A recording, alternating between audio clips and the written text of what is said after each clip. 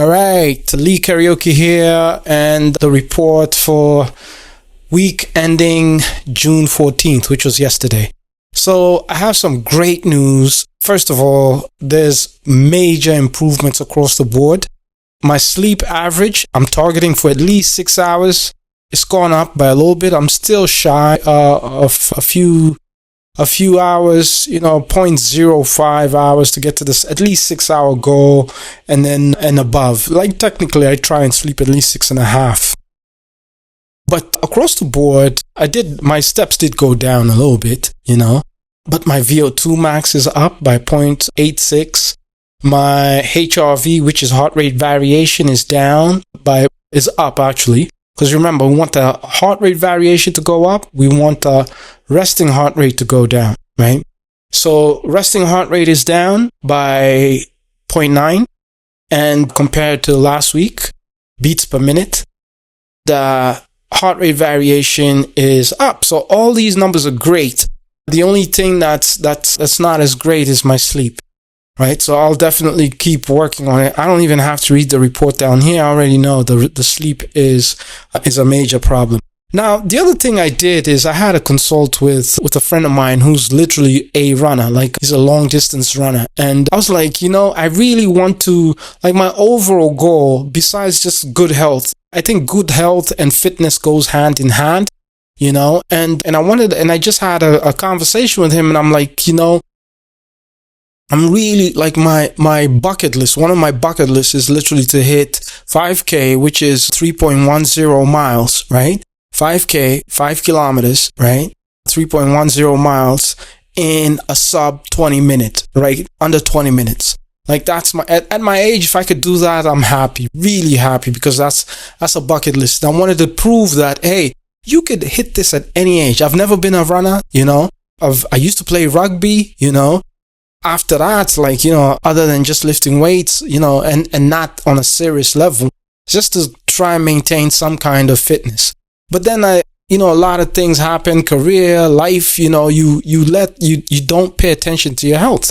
And then it starts deteriorating, right? Next, you have diabetes, and you have all these lifestyle diseases, right? And then now all of a sudden you're like, I'm getting that age where consciousness, I'm very aware of the cost of long-term healthcare. So to actually mitigate or hedge against that expense, because when you grow older, besides like maintenance, what's the number one cost? It's prescription drugs. It's your health, right? At that time, you would do anything to actually maintain your health. So instead of actually waiting until you get to that point, most important thing is to actually do it right now, right? But think of it like an investment, right? Just like you would put money and it compounds, you could also put some action and activity and it compounds. So I talked to him and he was like, yeah, the big mistake that a lot of runners do, or a lot of people who are trying to actually get really good and efficient and increase that VO2 max, is that the first thing they do is they try and run as fast as possible,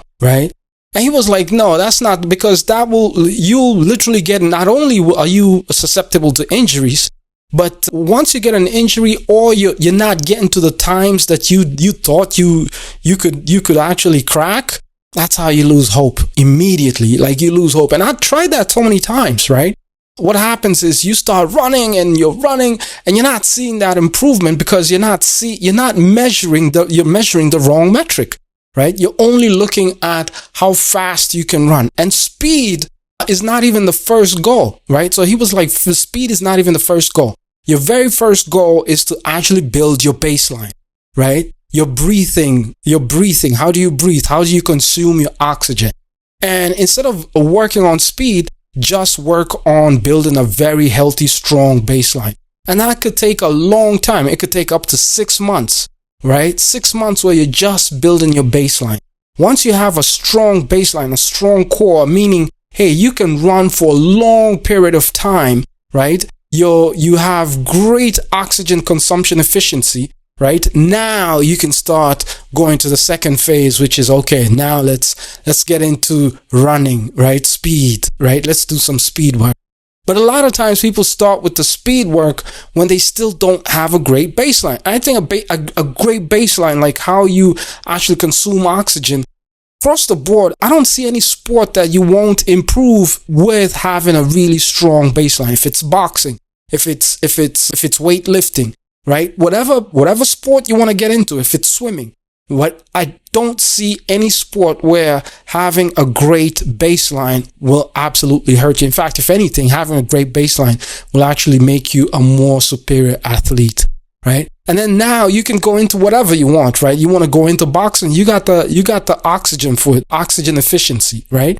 And it also helps with vitality and helps with longevity, and you're burning efficiently, meaning your mitochondria is actually producing energy and it's optimal energy that's being consumed optimally, right? So he was like, the first thing you need to do is build your baseline. How do you build your baseline? Don't even look at the time, right? Just try and get as much distance as possible, which means that, hey, if you could run a 10K and you still have the capacity for it, run the 10K, right? If you could do 3 hours, run it, do whatever you can, but build that baseline. And the only way to build that baseline is to do more of distance work than speed or velocity work, right? Where you're trying to see how much distance you can cover within a certain period of time.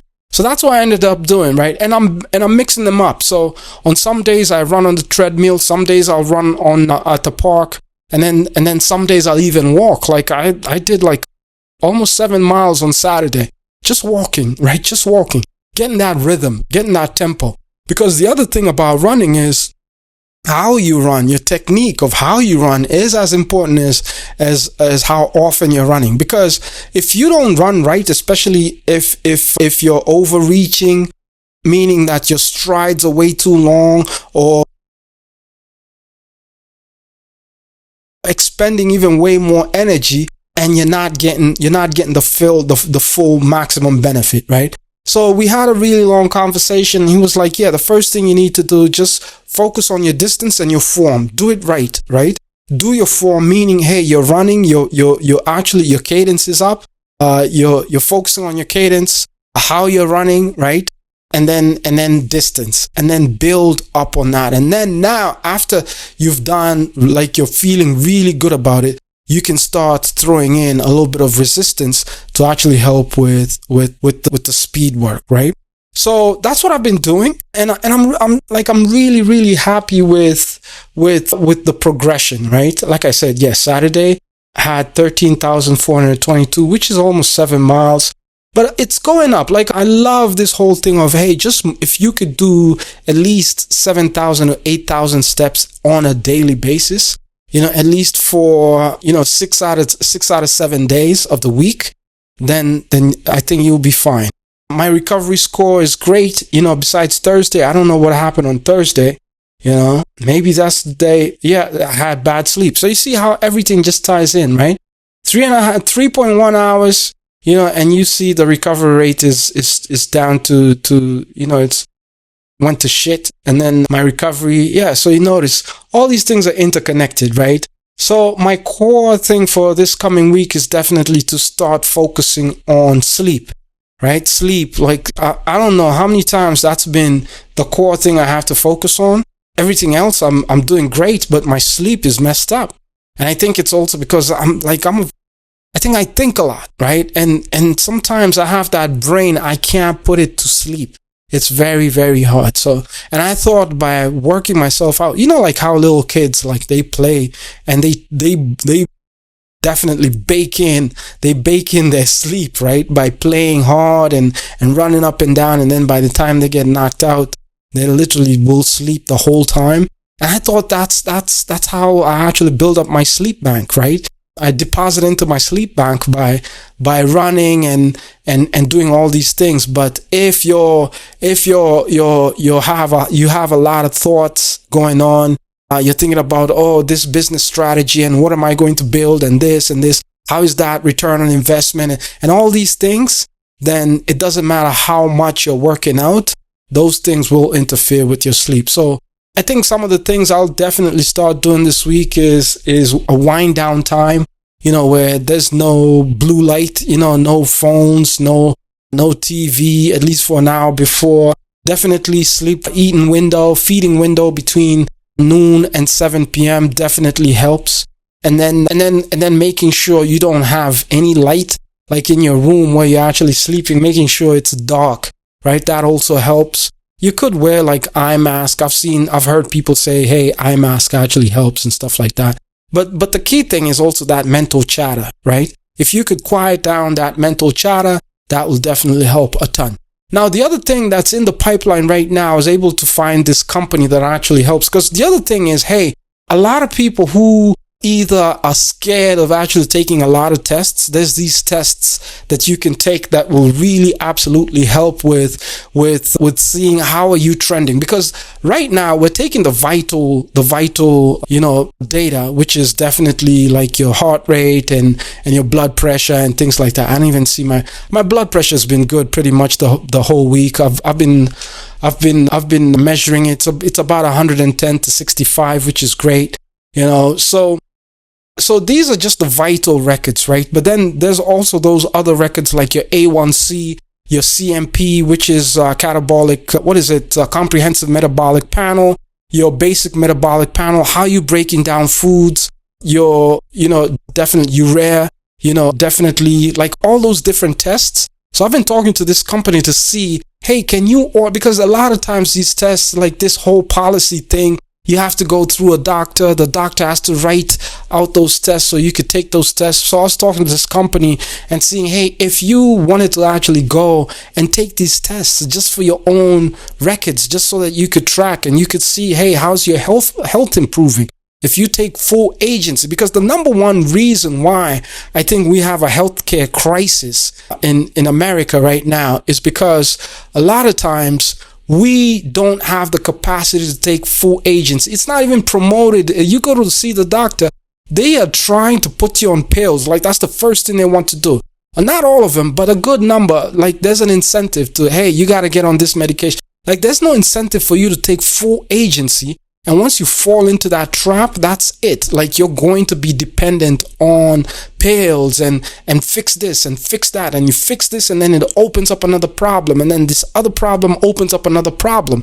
And then now, by the time you're in your late 60s, man, you're pharmaceuticaled out. Every time you open your cabinet, your cabinet, it's just pills falling off. So to actually hedge against that, there's a couple of things you could do.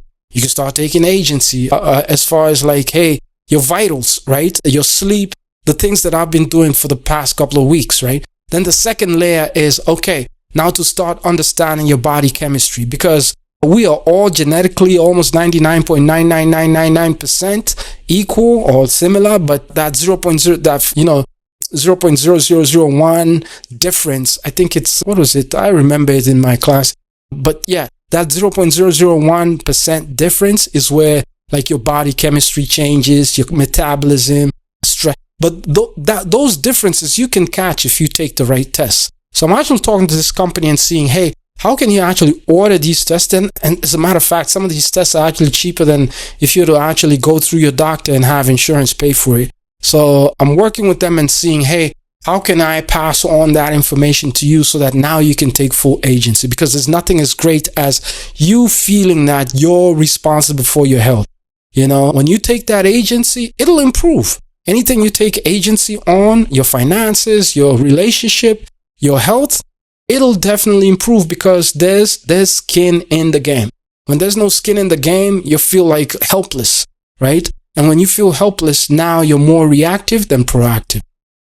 Hopefully you get a great week. Just a lot of the other thing I wanted to add, it's been a great weekend. The Knicks actually won. Go Knicks.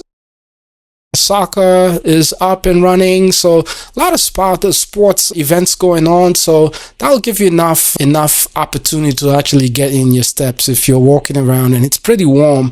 So take care. Have a great week and I will talk to you next week. Cheers. Signing out. Lee.